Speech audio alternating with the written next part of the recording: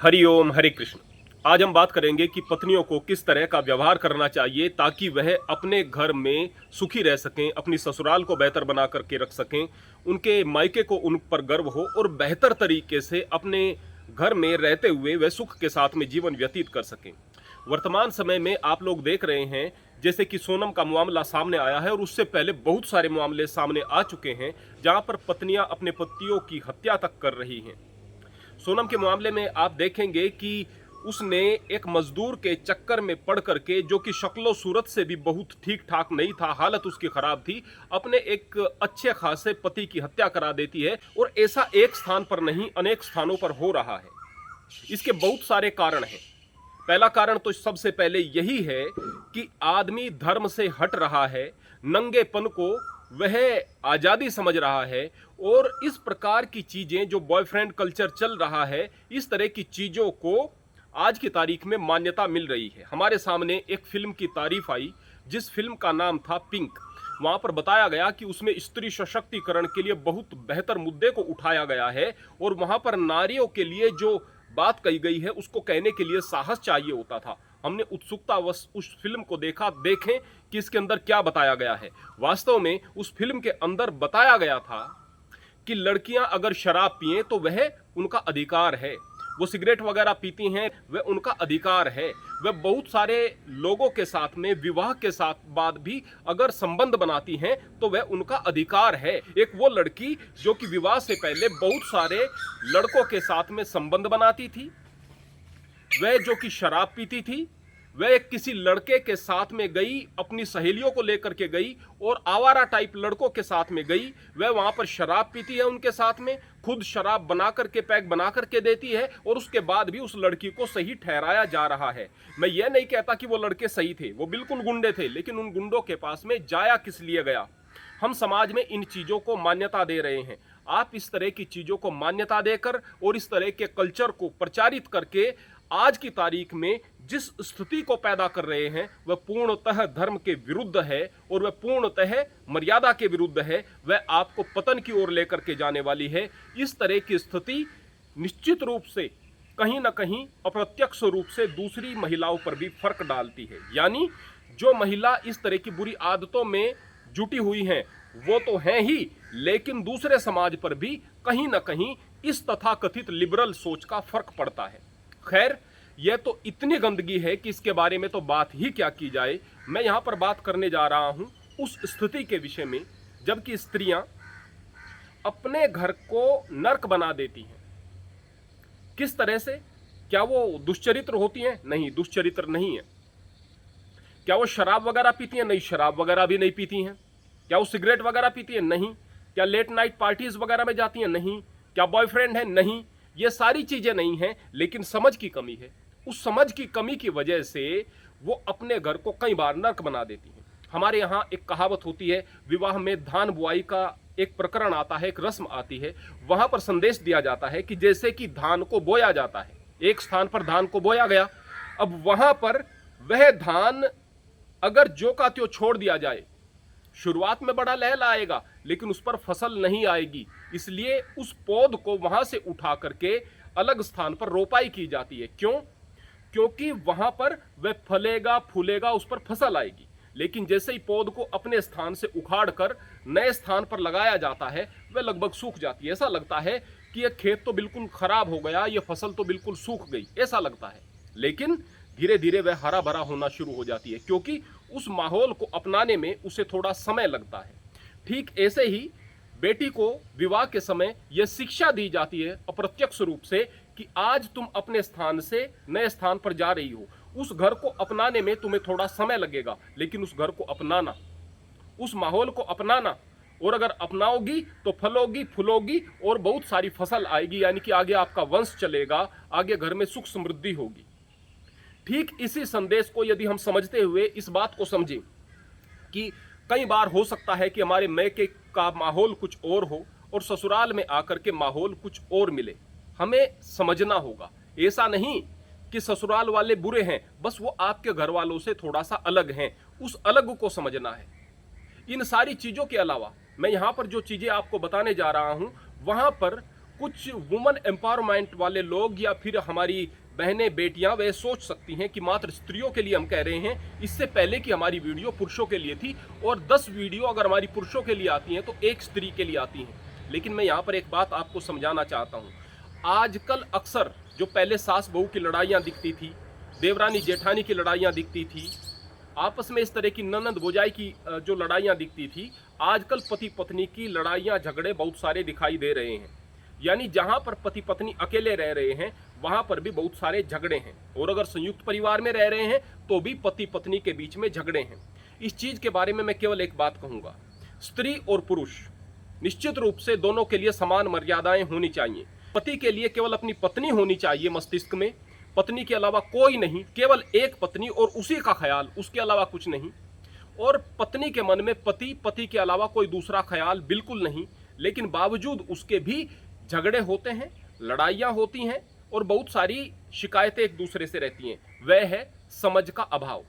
जब एक व्यक्ति घर से बाहर जाता है, हो सकता है कि आपका पति मजदूर हो सकता है कहीं ऑफिस में काम करता हो सकता है वह किसान हो सकता है बिजनेसमैन हो, लेकिन बाहर जाकर के घर को चलाने के लिए बहुत सारी मेहनत की आवश्यकता है, बहुत सारे संघर्षों की आवश्यकता है। कितना लेन देन कहाँ पर है, कितनी सारी चीज़ों को, जिम्मेदारियों को उठा करके चलना है, कितनी सारी आगे की जिम्मेदारियां दिख रही हैं जिनको पूरा करना है, उसके लिए मस्तिष्क कई बार परेशान रहता है। सुबह से शाम तक ऑफिस में काम किया, शाम को बॉस की फटकार भी किसी कारणवश लग गई, इसलिए क्योंकि मस्तिष्क परेशान था किसी कर्ज को लेकर के, किसी दूसरे काम को लेकर के, इत्यादि इत्यादि। ये मैं केवल एक सिचुएशन रख रहा हूँ, ये सिचुएशन अलग प्रकार की भी हो सकती है, बाहर समस्याएं कई प्रकार की हैं। अब वह घर आता है और घर आकर के पत्नी की शिकायत है, मुझे समय नहीं मिल रहा, मुझे भाव नहीं मिल रहा, मुझे इज्जत नहीं मिल रही, मुझे आपका प्रेम कम मिल रहा है, आप तो खोए खोए रहते हैं, आपकी मुझसे मोहब्बत नहीं, आपकी मुझ में दिलचस्पी नहीं, कहीं आपका मन तो कहीं और नहीं लग गया। ये इस तरह की अगर बातें रहेंगी तो फिर स्थिति खराब होना शुरू हो जाएगी। और बुरे व्यक्ति को ये बातें उतनी बुरी नहीं लगेंगी क्योंकि वो बुरा व्यक्ति है। अच्छे व्यक्ति को ये बातें बहुत बुरी लगेंगी क्योंकि वो परिवार के बारे में सोच रहा था, क्योंकि वो पत्नी के बारे में सोच रहा था, क्योंकि वो माँ बाप के बारे में सोच रहा था, सोच भी उन्हीं के बारे में रहा था, कर भी उन्हीं के लिए रहा था, और दिक्कतें भी उसी पर आ गई, उंगलियां भी उसी पर उठ गई। अब यहाँ से झगड़ा शुरू हो जाता है। मेरा कहने का मतलब यह है, मेरी बहनों से, बेटियों से मेरा कहने का मतलब यह है, मेरी प्यारी बेटियों, घर को स्वर्ग बना करके रखो। और इसका तरीका केवल यह है, मैं हमेशा कहता हूं कि जिसको सहना आ गया उसको रहना आ गया। मेरा कहने का मतलब यह नहीं है कि आप नाजायज़ चीज़ों को सहन करते चले जाओ और फिर उन राक्षसों को अपने सर पर बैठा लो जो अत्याचार करते हैं। लेकिन मेरा कहने का मतलब यह है कि इतना भी ज़्यादा अपनी सहनशीलता को मिट्टी में मत मिला दो कि बिना बात से शक पैदा करके और इस प्रकार का व्यवहार करके जो कि आपके घर को नर्क बना सकता है, अपनी जिंदगी को खराब कर लो। ऐसा भी मत करो। इतनी सहनशीलता आप लोगों के अंदर होनी चाहिए। यदि आप बाहर से अगर कोई आपका पति आता है, उसके साथ भी अच्छा व्यवहार करती हो, घर में खुश रहती हो और पति पत्नी के रिश्ते को ही बेहतर लेकर नहीं चलती बल्कि सास ससुर इत्यादि सभी के साथ में आप अपना अच्छा व्यवहार करती हो, तो डेफिनेटली आपका घर स्वर्ग बन जाएगा। मेरी प्यारी बेटियों से मैं केवल एक बात कहना चाहता हूँ, जिस बेटी का अपने सास ससुर के साथ में, जिस बहू का अपने सास ससुर के साथ में व्यवहार बेहतर नहीं है, परिवार के अन्य जनों के साथ में व्यवहार बेहतर नहीं है, उसका केवल पति के साथ व्यवहार बेहतर है, वो पति के आने पर उसका ज़्यादा समय मांगती है, ज़्यादा इंटेंशन मांगती है। पति परेशान भी हो सकता है और हो सकता है उतनी इंटेंशन न मिले तो खलिश रहेगी। लेकिन अगर पूरे परिवार के साथ में खुश होकर के रहती है, ननंद के साथ में, देवरानी जेठानी के साथ में, सास ससुर के साथ में, सबके साथ खुश होकर के रहती है, तो फिर यह खलिश कम हो जाएगी।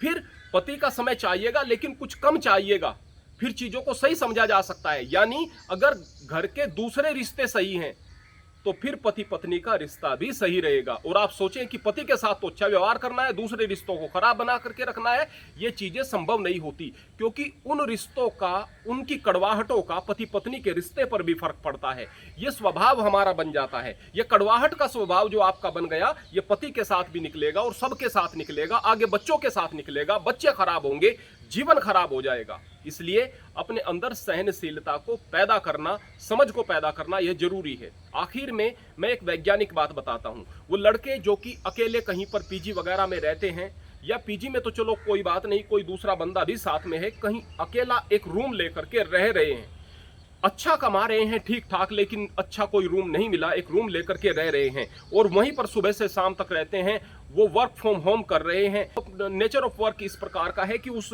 कमरे में बैठकर ही वह काम कर रहे हैं, तो फिर उसके जो विचार हैं वहीं पर उन दीवारों से टकराते रहते हैं, उसका ऑरा उन दीवारों से टकराता रहता है और अंदर अंदर रहने से, धूप न लगने से, संकुचित हो जाने से उनके मन मस्तिष्क में डिप्रेशन आना शुरू हो जाती है।